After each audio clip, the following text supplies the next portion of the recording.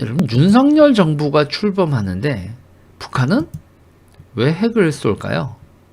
헌터양님 감사합니다. 핵실험 지금 한다는 거죠. 그래서 제가 이거 다시 북한이 핵실험을 제기하고 이 와중에 이제 그 몇 가지 이제 짚어보자는 얘기죠. 자, 그 핵무기와 관련돼서는 여러분 몇 가지 북한의 시설, 맨 처음에 여러분 우리나라는 여러분 핵미사일을 핵을요 개발을 하는 거나 기타 등등 뭐 얘기 나오는데 우린 제약이 여러 개가 있어요. 첫 번째로 있잖아요 여러분, 뭐 쌓아놓은 건 있을 줄 몰라도 플루토늄 이런 거, 그럴 때 첫 번째로 우리나라는 여러분 우라늄이 안 납니다. 대한민국의 우라늄 광산이 여러분 지금 우라늄 뭐 구하려면 채산성 없는 거 없어도 뭐 어떻게 파면은 대한민국 땅 어딘가 우라늄이 있을 줄 모르지만 현재로서 여러분 우라늄 광산이 없어요. 우라늄 광산이 없습니다. 그리고 우라늄 광산에서 우라늄을 캔 다음에 여러분 그거를 이제 농축을 해야 되잖아요. 그래서 그 농축 시설 같은 거, 그 북한의 이제 우라늄 농축 시설 같은 경우도 그거 이제 뭐 그게 이제 원자력 발전소에서 하는 거 아니에요. 그래서 원자력 발전소에서 여러분 핵 농축을 하느냐, 그래서 플루토늄 농축을 하느냐 아니냐 뭐 이런 걸 가지고 항상 뭐 원심분류기 농축이니 뭐니 해가지고 이렇게 되는데, 그거를 이제 발전용하고 무기화하는 거에서 농축이 결국은 결정을 짓는 거잖아요.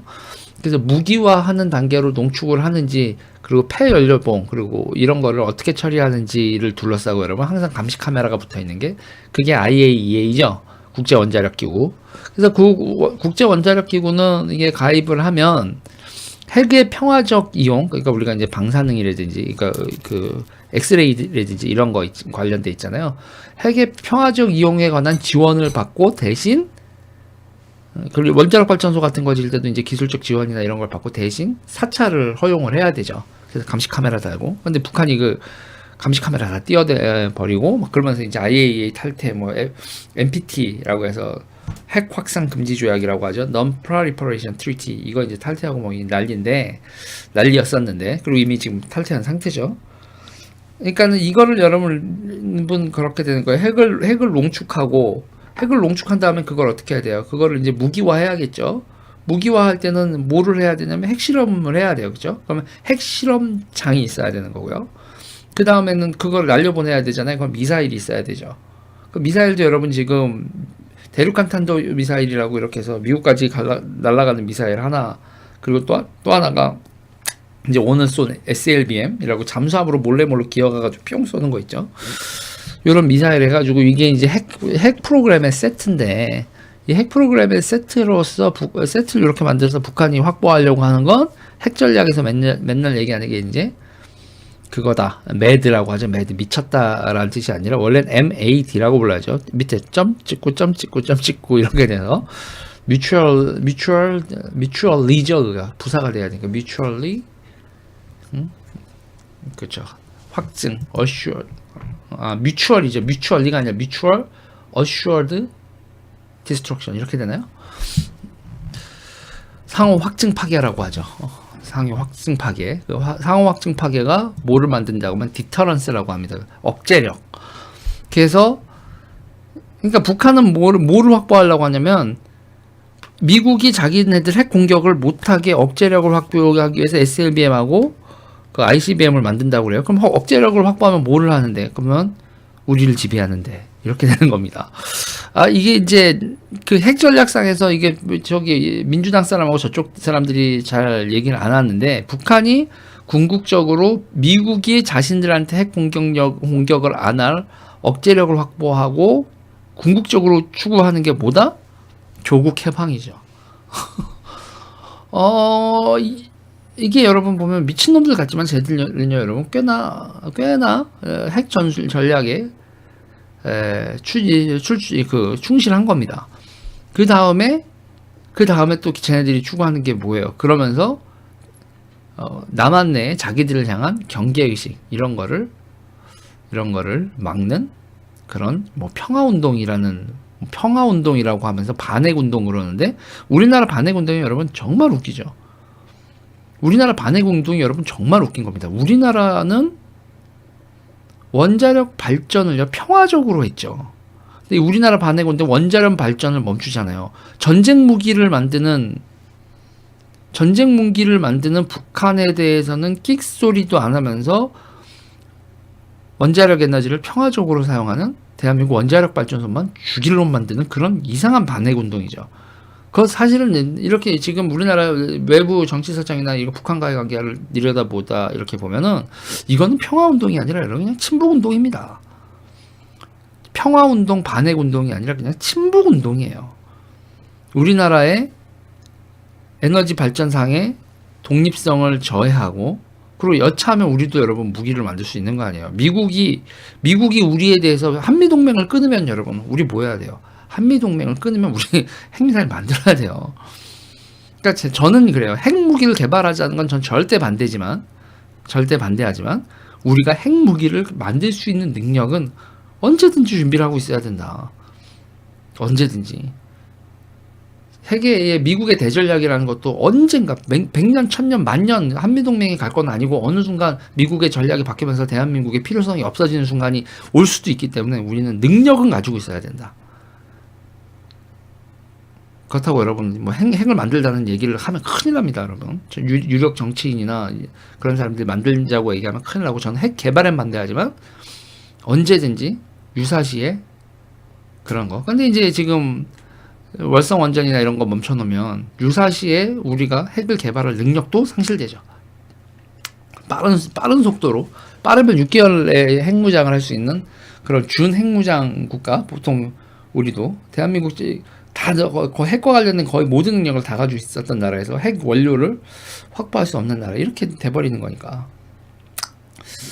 그러니까 보면 이게 지금 우리나라에서 문재인 정부에서 벌어졌던 그 탈원전이나 이런 것도 보면 북한의 핵 전략에 너무너무 그거죠.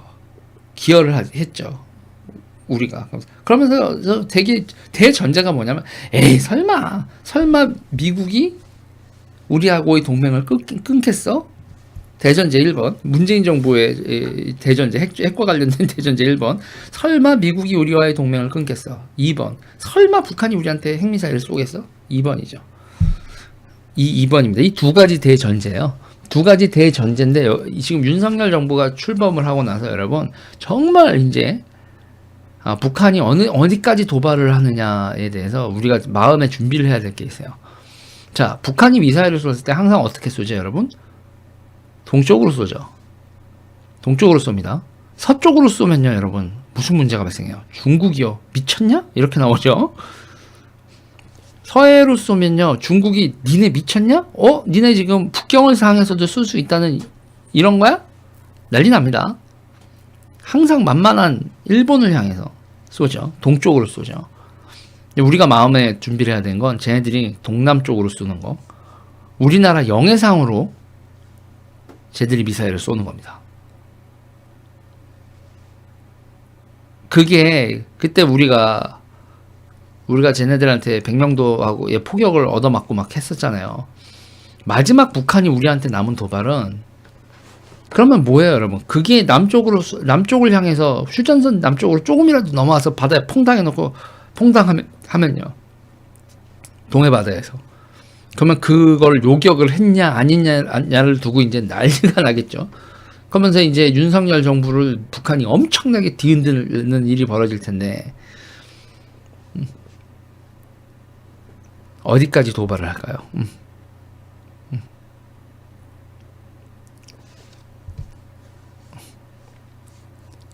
그러니까 지금 상태에서의 오늘 아직 여러분 윤석열 정부는 출범을 하지 않았죠. 윤석열 정부는 출범을 안 했고 그리고 윤 당선인은 이제 선거 유세를 하거나 기타 등을 할 때 김정은이가 이렇게 얘기하고 이제 일단은 김정은을 상대로 반말을 까셨고 김정은이가 버르장머리를 이런 멘트가 있었단 말이죠. 북한은 우리 최고 존엄한테 지금 이런 건데 지금 북한 체제는 여러분 인민이 다 죽어도 수령을 살려야 된다 이런 체제란 말이죠. 그러니까 우리가 이해할 수 없는 체제인데 그러니까 어디랑 비슷하냐면 여러분 그거요. 일본하고 비슷한 거예요. 일본이 여러분 그렇게 전략 폭격 두들겨 맞고 사람들 다 죽고 이럴 때까지도 핵폭탄으로 떨어지기 전까지 걔네들 대본영하고 천황의 지위를 어떻게 할 거냐, 천황을 어떻게 할 거냐, 그거에 대한 미국이 확답을 안 주니까 끝까지 버틴 거였거든요. 무조건 항복해라 미국은 그거였는데, 아니 그러니까 미국 쪽 입장에서도 와, 얘네들은 전략 폭격으로 지네들 도시가 다 작살이 나고 있는데도 천황이 어떻게 되는 게 중요해? 이 새끼들 뭐야? 이랬던 거거든요. 마찬가지입니다. 지금 북한도 저 체제가요, 인민이 굶어 죽던, 몇백만 명이 굶어 죽던 나라가, 그게 중요한 게 아니에요. 쟤는 공산주의고 뭐가 아니면 왕정도 아니고 신정국가죠.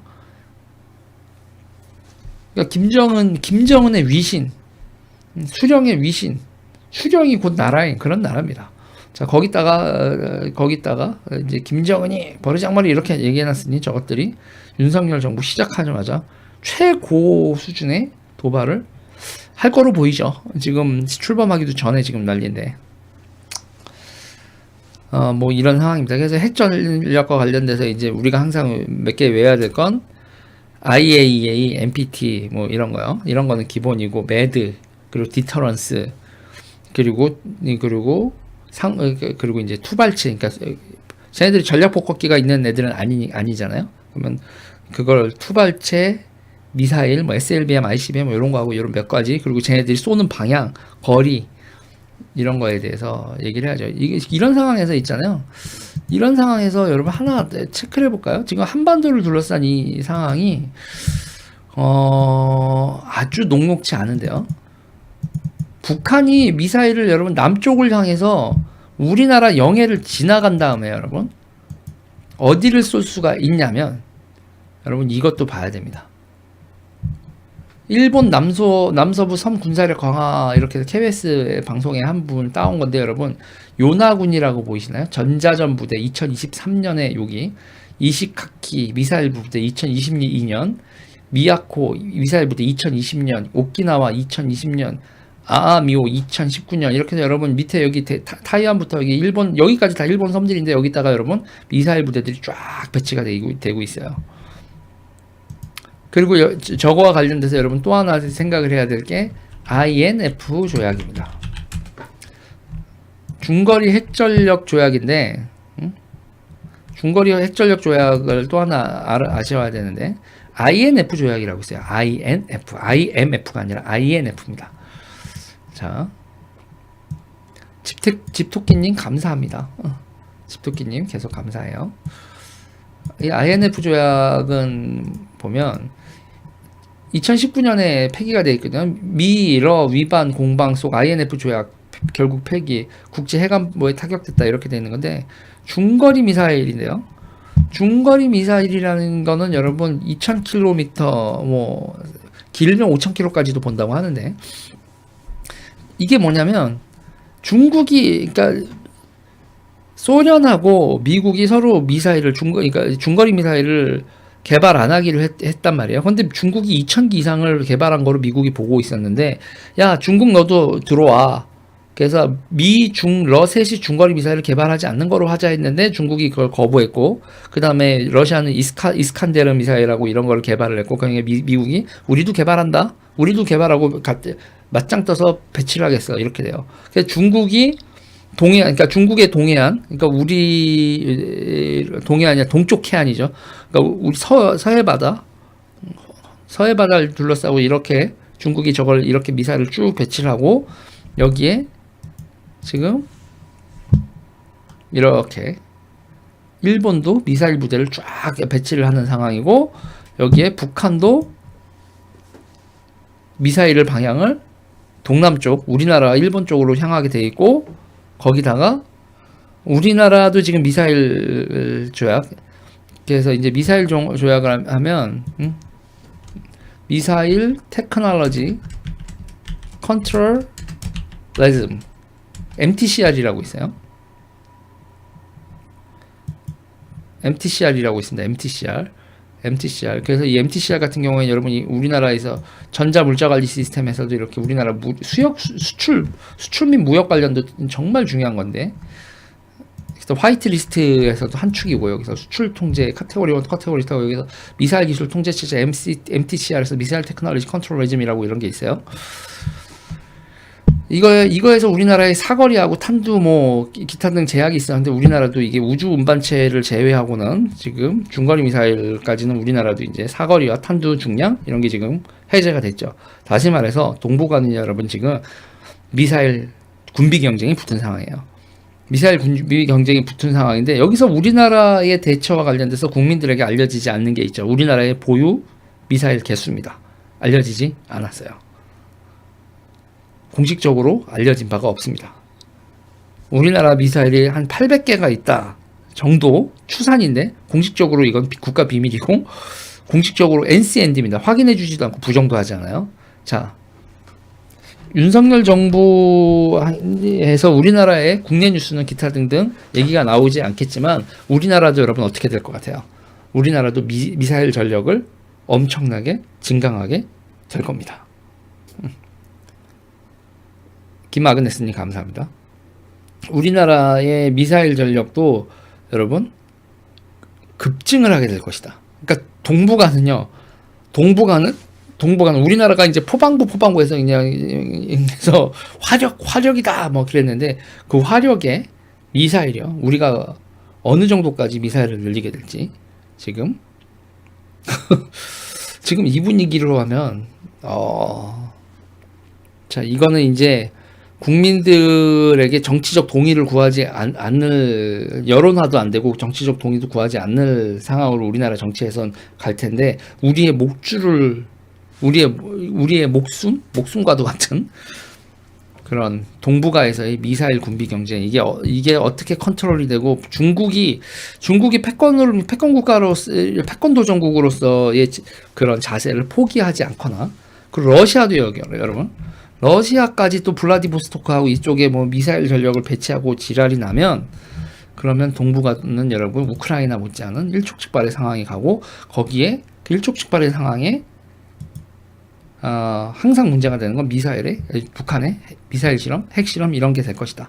북한은 여러분 지금 윤석열 정부 출범하자마자 미사일을 날릴 거고, 미사일을 날리는데 첫 번째로 제가 예상하는 거로 각도를 일본과 우리 쪽에, 우리 양쪽에 전부 다 위협적인 지점에 갈기거나, 아니면 중국과의 뭐 협조 이런 차원일까요? 우리나라를 확 지나가서 저쪽 일본의 미사일 기지 있는 쪽, 저쪽에 근처에 하나를 떨어뜨리거나 핵실험을 재개하거나 이런 식의 도발을 할 겁니다. 우리가 냉전이라는 걸 30년 전에 냉전이 끝났는데, 어렸을 때 여러분 기억나시나요? 우리가 어떤 시절을 겪었는지 기억나시죠, 여러분? 요즘 애들도 그거 하나요? 요즘 애들은 지진이다 뭐다 이렇게 해서 이거 책상 밑으로 이렇게 하겠지만, 우리 여러분 학교 나무 바닥이었고, 나무 바닥에 여러분 가가지고 왁스 바르고, 그 나무 바닥 왁스 바르고 우리가 전쟁 연습한다고 이렇게 하고 삥 소리 나면 등화관제하고 그랬던 30년 전 냉전 체제, 그 시절이 여러분 Winter is coming입니다. Winter is coming. 우크라이나 전쟁 여러분 남 얘기 아니에요. 세상이 우크라이나와 대만을 주목하고 있는데, 사실상 여러분 가장 위험하고 그리고 입에 담기도 싫은 화약고가 어디냐? 바로 우리 한반도입니다. 여러분 크게 그 심호흡을 하고 앞으로 닥칠 정치 위기, 이거를 봐야 된다. 그런 겁니다, 여러분. 중거리 미사일 위기, 쿠바 미사일 위기도 결국 중거리 미사일 위기였는데, 그런 미사일 위기는, 그리고 미사일 군비 경쟁은 바로 한반도와 이 근처에서 지금 시작되고 있다. 이 얘기 여기까지 할게요.